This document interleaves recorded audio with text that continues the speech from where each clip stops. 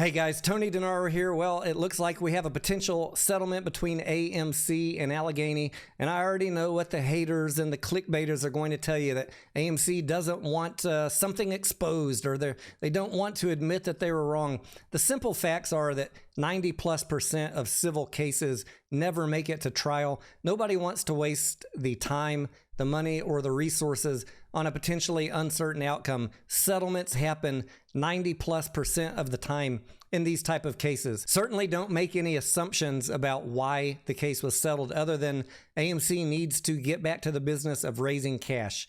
So I will give you some wrap-up thoughts when we get to the end.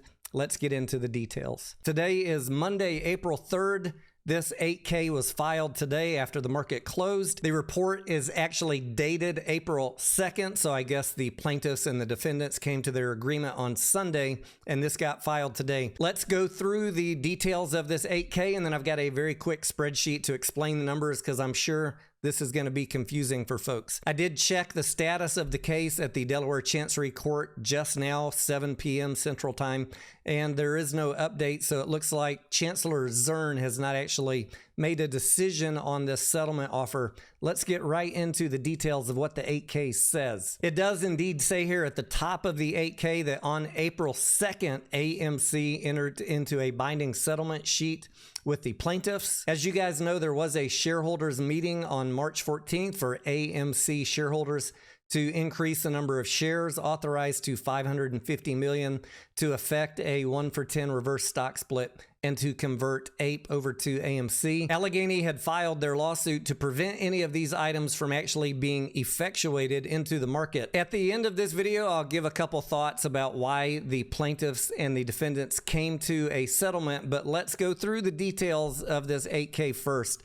just so we're all on the same page. It does say right here in the middle, final settlement of the litigation will be subject to a formal settlement agreement and formal court approval, so that is now what we are waiting on. And the settlement is going to be a payment to the plaintiff's class, that would be all AMC stockholders, in the form of Class A common stock. I know already out of the gate, a lot of people are wondering, is it just the plaintiffs of this lawsuit that are getting the payment? What I'm reading here, guys, is that the plaintiff's class, everyone who is a AMC shareholder, will get a payout from this settlement. Here in the middle in yellow, it says the payment will consist of 1 share of Class A common stock for every 7.5 shares of Class A common stock owned by record holders as of the settlement class time after the reverse split. Right now for AMC common stock, the number of shares issued and outstanding is 519 million plus a few extras. It says in blue here that after the reverse split, that will be 51,919,239. And if you divide that number by 7.5, that means that the payout will be 6.9 million shares of Class A common stock. 6,922,566 to be exact. So to put it simply, right now, if you're one of the holders of those 519 million AMC shares, reverse split, divide it by 10. For every 7.5 shares you have after the reverse split of AMC shares, you will receive 1 extra AMC share. To wrap up this 8K, it tells us here in the middle in green that after the reverse split, the conversion of APE to AMC, and the payout of the 6.9 million shares, that the new float of AMC is estimated to be 156,260,885. Let's go look at the spreadsheet and look at how all this math works out, and then we'll wrap this up. Here on the spreadsheet at the top, I've got kind of a history of different filings and different dates where AMC gave us share counts of what they had issued and outstanding. But the one I really want to focus on is the last one, the one from today. And everything that you see here in green is a number from that 8K. The number in yellow was my calculation of how many APE have currently been issued and outstanding. Last we heard on APE was March 8th. It was 937 million. Today we found out that there's 519,192,000 AMC. We already knew that. That didn't change. But what they did tell us is that after the conversion, the reverse split, and the settlement of 6.9 million, that the new share count would be 156 million. And the only way that works based on the math is if the number of ape right now has increased to 974,190,810. Took me a few minutes to figure out that number. But if I add these numbers up, I get 1.49 billion ape plus AMC. Split them by 10, add in the payout of 6.9 million shares of AMC after the reverse split, and that gets us to the final number mentioned in the 8K of a new float of 156,260,885.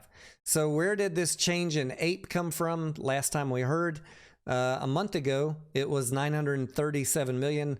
Now I'm estimating it to be 974 million right now. Well, remember AMC had a billion ape.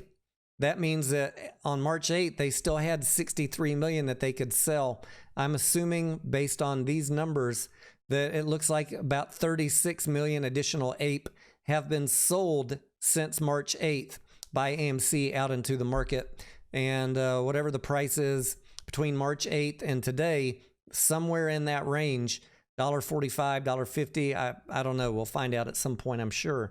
AMC has been selling those additional ape. So just to recap, this is a settlement offer, a settlement agreement between both parties. The judge has not formally approved it yet, although I imagine as soon as she has a chance to look at it, the next business day, you'll see the reverse split and the conversion happen. If you're holding AMC shares right now, divide your share count by 10. For every 7.5 you have after that, you're going to receive 1 extra share of AMC. I don't know when that payout happens. I don't know if that'll be the same day as the reverse split and the conversion. We'll probably hear a little bit more about that in the coming days or so. Now, as to why is AMC selling ape, the 36 million that I put up there? Why are they doing the settlement agreement? It's been my belief, as I've said to you guys here recently over the last several months, the reason that all of this is happening, the vote, the conversion, the reverse split, the dilution, AMC is worried about their cash position. They don't want to be in a position where the press can shout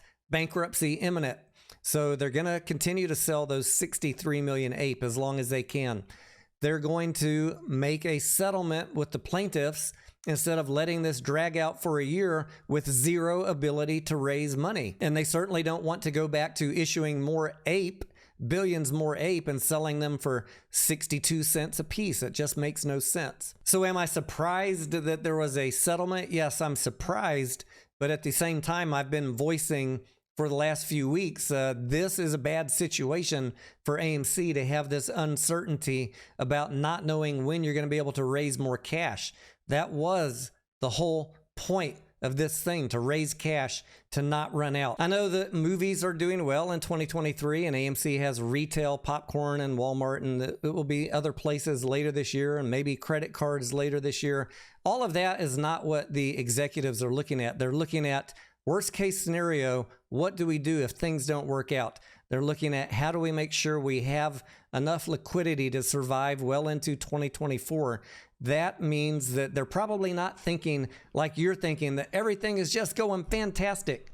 An executive's job is to look at best case scenario, but also not to exclude looking at worst case scenario. A settlement gives AMC the ability to get this over with, to get the conversion and the reverse split done, and have the ability to sell new AMC shares at a higher price and get some cash onto the balance sheet. That is what they're thinking. That is why settlement happened. They do not want this dragging out for months and months or years without any ability to raise cash. Even if AMC was 100% right on the legality of AMC and ape, the plaintiffs could drag a lawsuit out for months and months or years, and that is in nobody's benefit. Not the company, not the shareholders, not you, not me. Anyone holding AMC and ape, if the company runs out of cash, the game is done. The game is over. So with that in mind, a settlement probably makes the most sense. Get it behind us. Move on. Hopefully you guys found this helpful. I am Tony DeNaro. I will see you on the next video.